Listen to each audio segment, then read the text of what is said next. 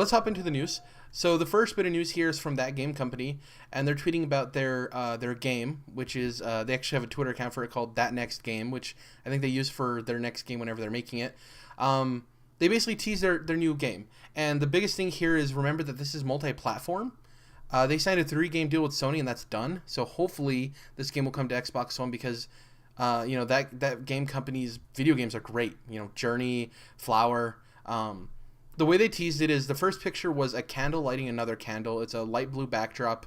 I'll probably insert it in the video portion. The second picture was 4 kids like holding hands, and it looks like they're wearing like the Journey like thing around their necks. Like they have like these weird like wing things, like a poncho kind of. And it says 2017 under it. And then the third one, it looks like a screenshot from Zelda Breath of the Wild to me. Like it's like a sky with a cloud with like a weird like old ancient temple like archway thing with the steps. I mean, you saw it, Dom. What do you think about this? Like, do you think this is, I don't think it's a sequel to Journey, but do you think this is going to be more Journey-esque than Flower, of like it's a character you're controlling, like there's kids? Like what do you take away from this tease? I mean, it's going to be what it is. Abstract as shit, right? Yeah. I never played Flowered. Journey, though, I did just recently play. It was free on PS Plus, but I still don't know. I don't think I get it. I mean, it was cool. Like the music was really cool, and it was I don't know. It made me feel weird, but I just didn't really get it, I guess. From what I took away from it is it's like a Journey is a statement on life. So it's like from the beginning of life to death and kind of dealing with that. That's what I took away from it. But I think Journey is one of those games where there is, I think, a certain message, but I think it's one of those games that's so abstract that you can take away your own meaning from it. I am excited. Journey is a beautiful game, so I'm excited to see how beautiful this game will be on PS4 Pro and Xbox Scorpio, whatever that is. So I'm excited to see how pretty it is. Whether or not it'll be substantial by any means, we'll see. A lot of people didn't like, what was the new ThatGameCompany S game that came out? Abzu. A lot of people didn't like Abzu. Yeah. And I don't think it was because it was a bad game. I think people were trying too hard to compare it to ThatGameCompany. And just because it's an experimental kind of non-game game, more of an experience, it doesn't necessarily mean they're trying to chase ThatGameCompany. So, I don't know. I'm interested to see how this does. I think just because it has the name ThatGameCompany behind it, there is, optimism behind it. But we'll see. It's interesting. They're not Rockstar with Red Dead, so they're not going to get crazy numbers teasing like this. But it is an interesting way, and we could possibly see something at PlayStation Experience. The timing's a little weird that they would announce it now, So we'll see. Point. Yeah, they don't have an exclusive deal with Sony anymore, but it doesn't mean Sony doesn't want them to show off their game on Sony's platform. The next bit of news here. So coming up, we're actually at the end of the show. We're going to be talking about our N7 predictions. There was a new Mass Effect Andromeda tease. It was over on the Mass Effect channel. It's currently sitting at like 500,000 views. I think it's not getting a lot of traction as far as people watching because A, doesn't have gameplay in it, and B, I think people are just waiting for the 7th, and they know this wouldn't be anything substantial. It's sitting at a really good like to dislike ratio, which I like to look at now for video game stuff, considering Call of Duty got hammered and Battlefield, got crazy numbers. So it's at 13,000 likes, 300 dislikes. So the like ratio is super high. And did you see this tease, by the way, Dom? I didn't even bother, no. Yeah, so it's not anything crazy. It shows footprints on the moon and it starts panning out. It's a guy talking. It kind of sounds like Ron Perlman, but not really. So he's talking about Earth and stuff like that, and it starts panning out, and then you start panning up and you see Earth, and then you see an N7 soldier walking up, and it's slowly panning away from Earth, looking at the person, and then it keeps panning out, and you see them actually building the space stations around the first mass relay that we found near Earth.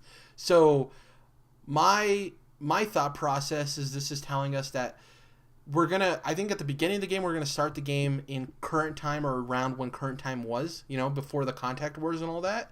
And I think that we're going to be sent to Andromeda somehow, some way, and then that's going to start the story. Because we know that when you start in Andromeda, it's 600 years after the events of Mass Effect 3, right? I just don't know why they would show us finding the mass relay unless it's to tell you, like, hey, you're an explorer. What do you think about that? Do you think I'm kind of off about that? Like, what do you expect the beginning of this game to be like? So you said it's 600 years after? Yeah, 600 years. As far as I understand it and what I've seen, Andromeda will take place 600 years after the events of Mass Effect 3. But this video showed them basically building the space station on the relay when they first found the relay, right? So it was way before Mass Effect even happened. So I'm intrigued to see if this has any connection to the game, or is this just showing you, hey, you're Explorer, this is where we were, get ready for Andromeda, you know? So yeah, I may be reading too much into it, to be honest with you. No, I think you're right. Like, this isn't going to be connected to, you're not going to be like playing a flashback from, yeah, you know what I mean? Nothing crazy like that. I doubt it. It's interesting. We'll get into it later in the topic, though. Actually, I'll simmer down for now. Alrighty. So the next bit of news here, another leak, and so this comes away of Jason Schreier over at Kotaku, as almost every story does. Name of next Tomb Raider leaks because guy had it open on the subway. You guys have probably heard this news story before. There was actually an employee sitting on a subway in Montreal. He had his laptop open. A guy was standing behind him. He took a picture because he saw the document the guy was looking at looked strangely familiar, and he posted a picture. And on the guy's laptop, it shows Shadow of the Tomb Raider, so it shows the next name for the Tomb Raider game. Yes, this can change. It's still in production. It hasn't been announced yet, but for all intents and purposes, this is probably the name of the next Tomb Raider. There was Tomb Raider, then Rise of the Tomb Raider, Shadow of the Tomb Raider. Kind of makes sense. I like that on the picture it shows an orange theme, which I think is cool. The orange with white instead of like blue with white or white with white as they've been doing. So I really like the orange with white theme. This just goes to show you can't be safe in public, and this is vital information. This is funny because there's a lot of leaks in the movie industry, but they're not like this. And because the video game industry is so secretive, it's funny when this stuff happens, I think Colin from Kind of Funny was saying that he thinks that they might fire this guy, which I think is a little harsh. I understand the whole point of that, but I think this might just be a learning lesson of hey, don't open our private documents on a subway. You don't know who's watching, right? Yeah, so I can speak to it because I deal with that a lot at work too. I have a lot of, if my computer were ever to get stolen or something, I have to report it immediately so they can pretty much, what I like to think of, remote detonating it. Dropping an incendiary grenade on it. Because there's confidential stuff, and it's even more severe in my case because it has to do with mergers and acquisitions and stuff that if it got leaked, then that affects stock markets and shit like that. Yeah, exactly. So the we have side of it, yeah. Exactly. So which it does for in this case too, but not as severely. But so I know that we have some really strict policies about how exactly you use your computer on what networks and where you're at and that kind of stuff. If something like this happened to me, I don't think I would get fired. Something would happen, some disciplinary action, but as long as you weren't overtly breaking, intentionally breaking the company's written security policies, I don't think that they're going to be too harsh on you, hopefully. But also the big thing here too is that the guy said, and even in the photo you can't really tell what any of the rest of the document says. There's a lot of text on it. The only thing you can make out is the logo, and if the worst thing that comes out of a leak like this is the name of your game, that's fine. I don't think that's a big deal. You're not giving away key narrative elements or a DLC that's going to be exclusive to a platform or something where that can kind of turn on a dime and people can get in a fuss on a Reddit or something. I think the name of the game is probably the best thing that could be leaked out of anything, right? So I don't think it's too crazy. The crazy, the weirder side to me is someone actually took a picture from behind a guy on a subway. You know what I mean? That's weird. And now I know it's if you know what Tomb Raider is and you're about gaming and stuff, you're oh, that's so cool, you'd be all about it. So I guess he just got caught up in it. But if I was that kid and I saw the thing, I would have took the picture too. It's cool. Yeah. It's you find out something that no one else knows. This is a public environment too. This is he's on a subway. Right. I think it'd be weird if it is public as well. But if this guy was sitting on a park bench and you walk up behind him, it's a lot more intimate because you're the only two there. On a subway, it's crowded. You should know people are going to be looking at your screen. People. Right. I think. And you didn't sign the NDA. The guy with the computer did. So yeah, you're not obviously nothing you did wrong technically or legally. Yeah. Maybe morally, I don't know, maybe, but whatever. Yeah, it is what it is. It's interesting. Yeah. Next up, before we head into our topics, we actually have a batch of Xbox news. 3 different stories, all talking about something different. Let's talk about. We'll do the backwards compatible one first. We'll do that. So basically, this was all over the internet. I just found one of the websites. It was almost everywhere at wwg.com. They're talking about new information that leaked about, or not leaked, but new information that was talked about for the Xbox Project Scorpio. And basically, the biggest thing is that they basically came out and confirmed that 360 backwards compatibility will, of course, be on Scorpio.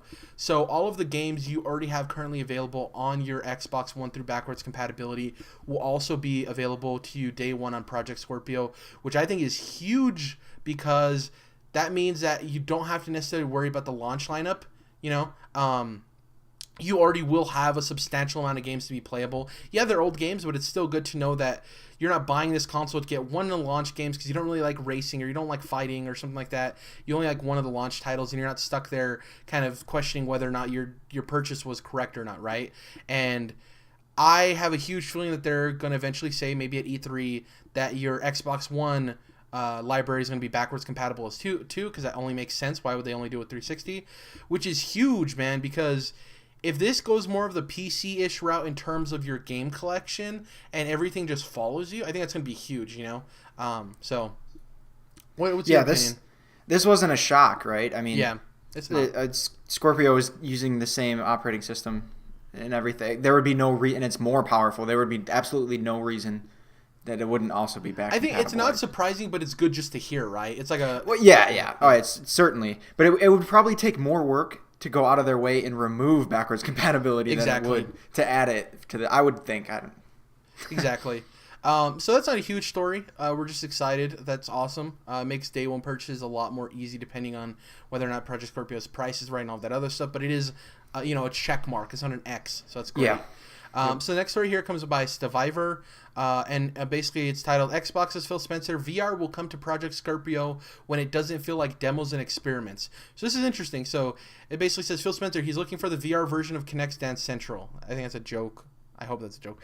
Sitting down with Phil Spencer last month in Sydney, the head of Xbox discussed where virtual reality sits in his plan for both Xbox One and Windows PC gaming. I don't know, just to be honest, Spencer began, I love the technology behind VR. I have an HTC Vive, an Oculus Rift, and I have PlayStation VR. I've used the PlayStation device a lot in demos and stuff. Jesus, I'm butchering that. Sorry about that. Wait. Let me stop you. So Phil Spencer was just quoted saying that he owns a PSVR? No. I misread that. He owns an HTC Vive, he owns an Oculus Rift, and he's used PlayStation VR. Yeah, a lot. He says a lot. I'm sure he has a PS4. I mean, if he's a gamer, but yeah. That's not something when you're Phil Spencer that you say publicly. Exactly. Despite trying virtual reality in most of its current forms, Spencer's not sold yet. I don't think the creators in the game space have yet found, well, they haven't obviously perfected the craft of building VR games, he said. It's so early, I think we're a couple of years before we'll really see it hit mainstream. I've seen great video uses of VR, like taking you to places you've never been to travel, just the bottom of the Grand Canyon, or they simulate the surface of Mars. Some really cool experiences user can see. I think VR will find its spot in gaming. I would make that bet, he continued. We designed Scorpio as a VR-capable console for a reason. Whether that happens this year, next year, or year after, like I said, I still think the creative community has to get its arms around what these new tools are and get its feeling, this new immersion.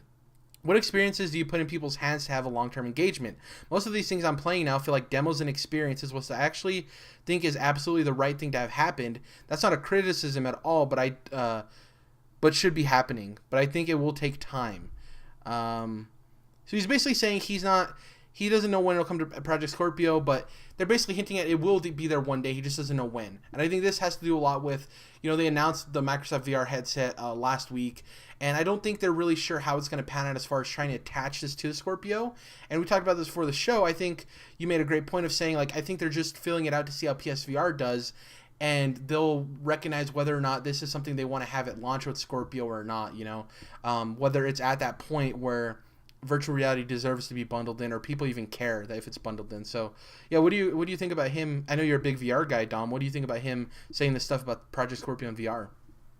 Well, I mean, because VR is a hot topic right now. So I mean, and that's the question, and they alluded to that at E3, but with Scorpio, and they mentioned Vive supports, but it was real foggy and unclear. So yeah, he's just got to very, very smartly say something about this. I think that was good. Phil Spencer is really good at like sounding believable and not PR-ish. Yeah. But still giving you information. He sounds like a relatable guy. He sounds like, he's really But he still is speaking on behalf of Xbox, and that's behind him, and he doesn't say anything to do harm to them at the same. You know what I mean? He just comes across very, like, in every aspect really well, I guess. Well, I think Shu does that really well for Sony, but Shu's not at every event talking all the time. I think you don't hear as much from him. Exactly. Phil's like the head of Xbox, you know. He's the best thing to happen to Xbox. This is, hindsight's 2020, but imagine how crazy things would have been if he was on that team leading up to the Xbox One release and how different he would have handled it. It's just so interesting to think about alternate history, you know. Big or little, I just think it's crazy. And I do agree with you that he has a way of making things sound as if he's in, like he's a gamer and he knows what's going on. He's not trying to PR bullshit you, you know? And a lot of it is PR talk. He's the head of Xbox, but I do think he has a way with the words that makes him sound very relatable, and, you know, he cares about, you know, the interests of gamers because he is one. So, I think that's really interesting. There's some people that are so up their own butts that they wouldn't even want to try PlayStation VR because that's, you know, the other company. And I think it's really cool that he even say, I played a lot of PSVR demos and experiences. Like, he's not shy about saying that stuff, you know, because he knows that gives him more credit to people because he's like, I've tried it. So they probably have something, you know, that they're working on and that's in development right now. And so they definitely have all the competitors' products, you know, that they're testing and seeing what they can do better and all that. So I'm sure they have them at work. Exactly. Like one of the other headsets that he's used at least. And at events and everything. Yeah, I guarantee, like with the Microsoft VR headset, they were looking at like, well, what are the positives of Oculus and Vive and PSVR? What do people like? And they're like, well, we should do a little bit of this, a little bit of column B, a little bit of column C, and try to figure out what our own unique take is on it. So I'm really interested, and I'm glad that he's not all in on VR. That's what I like to hear because I'm not really all in on VR too, but I like that he's not discounting it completely, right? The last story here isn't really a story; it's a video. IGN basically talked about this and a couple other places. It's a YouTube video titled "Don't Expect a New Xbox Every 2 Years," says Phil Spencer. And this is me kind of truncating everything. This isn't direct quotes. I'll have probably the actual article. I'll find an article for it in the description below. But he basically comes out and he stated that's not part of the console business model. It doesn't really actually help us. He basically went on and talked about how a console every 2 years isn't what he thinks the console market is. It's not what they're trying to chase. And he was basically saying that after Project Scorpio, don't expect a new Xbox in 2 years. I'm assuming there'll probably be a slim model. But he basically just came out and said that that's not his approach to it. He doesn't think he doesn't feel as if Xbox is going to be doing that because he doesn't feel that's the right way to do things. He thinks that you get the best game experiences from these longer console cycles. Maybe not so long, but I do think he's right in the sense of I don't think 2 years is I think 2 years is too close. Phones are different than consoles. I really hate the whole phone argument. But I could see 4 years, not 7 years, you know? So I could see maybe it's not 2 years, maybe it's 4 years.